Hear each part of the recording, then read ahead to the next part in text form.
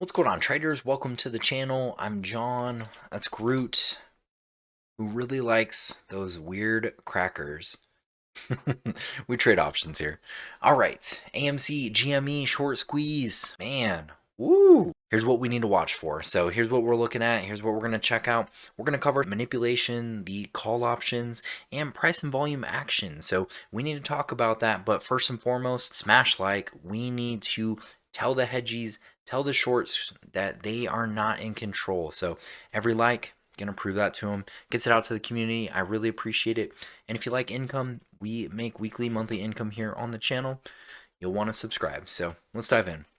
All right, AMC GME, big moves today. I think we were looking at 20 and 30% gains on the day, but it was interesting to see the movement. They actually happened basically at the same time. So literally as we started seeing a little bit of a small drop, next thing you know, you had a couple good bars higher, and then this thing just started skyrocketing on big volume. That's huge. That's a really good thing. That's very healthy action. And then the response, it tries to come straight back down, and it sort of toys with your emotions, right? You're like, oh man, I just bought it, and then it tanked. That can be something that is tough. It's a tough pill to swallow, and it's usually what big money is trying to do to all of us. So keep that in mind. But this is very healthy action. I like seeing this kind of consolidation phase we're entering. And as I go to the daily chart, you can see an example of that too, where we hit these consolidation patterns, right?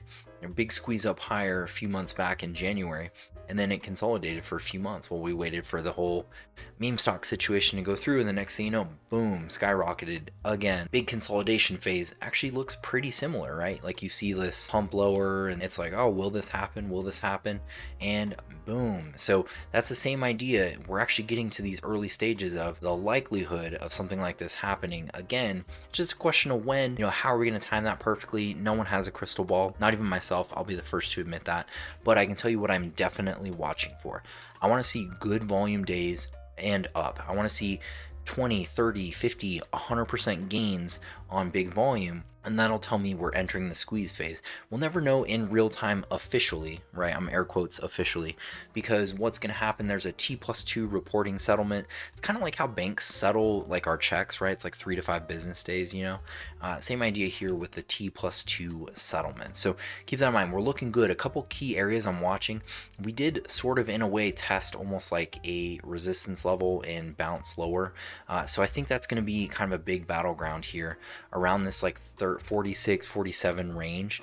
And if we get above that, we're next going back to that 5150. Some of my old videos talked about that up here. But I really wouldn't be surprised if we get near new highs sometime between now and maybe the end of the year or so. But again, not advice, just kind of my thought, what I'm expecting. But I always have contingencies in place in case that actually doesn't happen. And number one is keep your size small, your risk. You don't want to trade too large for your account size. With that, we want to talk about how manipulation kind of happens in these instances, right? Every time you see a pump, we saw this early in the year too, where this goes way higher, 2, 3, 500% gains, boom. And then you see how this goes lower. Well, what happened is a bunch of people bought call options at this level. And then next thing you know, it just bleeds out and you lose every dollar you have, right? So that, coming from an options channel, I have to promote safety on that instance, right? Same thing here. We saw this massive run up again to like 72. Call options got insanely expensive, and then people bought a bunch. Great. It was looking pretty good. This consolidation phase actually looked really decent, but I had some expectations that maybe we trade even more sideways from here to go through a couple expiration cycles. And that exactly happened. This literally bled out people's call options, and they lost everything they had in the call options. And you got to be careful, because a similar thing is going to happen again here, where we get kind of this pump higher, and it's like, okay, what's going to happen? Well, again, the call options volume, let's just look at this. So I'll even go to Gamestop, right? They had a similar move here. So GME, yeah, pretty big day on the daily. That's a massive candle. So let's go to the Gamestop, right? 30% gain today. Great. But if you go to the options, look, this expires in a couple days. This is like 3 days till expiration, and we are up 2,500%.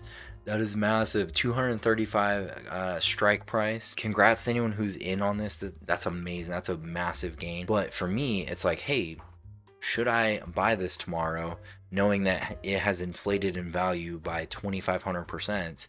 You know, that's a hard one for me to swallow. Like, there's other solutions out there, and I'll actually make this a separate video, I think, so it's not too long here. Call debit spreads, or you can trade a credit spread on the put side that's bullish. You know, there's a lot of things for bullish plays that are better than just buying a naked call here. So I definitely suggest kind of being weary or wondering about that, especially if you're new to options. The last thing I think you want to do in this instance is buy a call. What I do think makes more sense is maybe participate in buying stock right now, just so you can take advantage of any run-ups that are there. And if you start getting comfortable, or if we trade sideways like we do after big moves, then you know what, you're going to be sitting pretty. You can probably find options on the cheap, so keep that in mind. No one knows exactly where we're headed. I'm very bullish on both these stocks, but I always want to make sure people are being smart with their money, with their accounts, and not financial advice. I don't remember if I said that earlier or not, but that's what we want to watch for. Now, let's talk manipulation. So when we're seeing the pricing during the day, people might be checking their phones, they might be all excited, and what these hedge funds do, it is beautiful. It's crazy. If you have big money, you can do this all day long and just freak people out, right? So let's take this as an example. Short ladder attacks, they are insane. So you'll see the different levels here. We have like a support and resistance level here at the about 34. There's one here at 29, or almost $30 a share. And let's just kind of look at the makeup of these moves lower, right? So as we start moving lower, you can start seeing kind of like, oh man, I bought stock here, or I bought some shares thinking we're going to go higher, and we did. And then next thing you know, it starts turning around on you, going lower, boom. And then you're like, okay, well, am I good? Am I good? And then we shoot even lower. And then it's kind of like, uh-oh, you know, I might be concerned. We broke past support. And then they try and trick you again. You're like, okay, we're gonna, as we get right here and you go higher, you're like, okay, we got this. The next thing you know, boom, massive move lower, literally like to the bottom. And then you can see another ladder attack come in again, big volume, lower. And then thankfully, we're starting to get to this point where a lot of people are kind of more emotionless. They're not using as much emotions in their trading. We're starting to see the resilience in the stock because it's not going lower, and it's kind of building this strong base that we're seeing here. But same thing, they sort of cover and we recharge, and then boom, massive move lower. And so that's kind of what you expect, right? So keep that in mind. That's what you see when these ladder attacks come in. They sort of try and play with your emotions. For one, if you're like at work or something, you're just checking your phone all the time, and you're like, uh-oh, I just lost, you know, $400.